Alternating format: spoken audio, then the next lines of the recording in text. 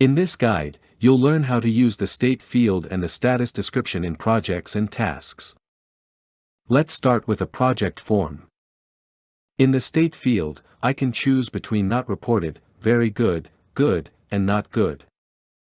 For example, here I have clicked very good, and the state has turned green, making it easy to see at a glance. Next, we have the status description. Here I can write a short note about what is happening in the project right now. When I leave the field, the description is automatically saved. Each time I add a new status description, it's stored in the project history. By clicking here, I can see all the updates that have been made during the project. This makes it easy to follow how the situation has developed over time.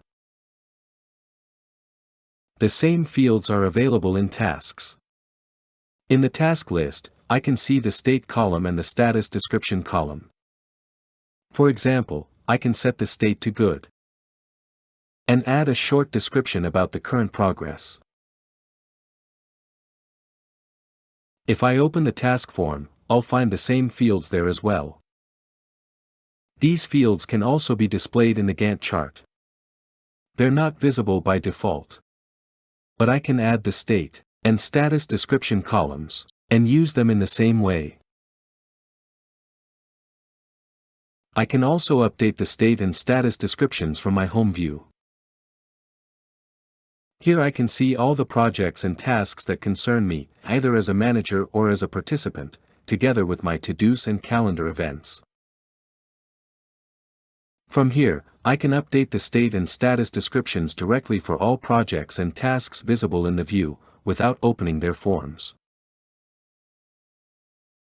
The same information is available in the projects view and in the tasks view, so you can always keep it up to date. The benefit of using the state and status description fields is clear communication. They give your team an instant understanding of how a project or task is going, while the history shows how things have evolved. This makes collaboration smoother and ensures that everyone stays informed. And that's how you use the state field and status description in Starbrix.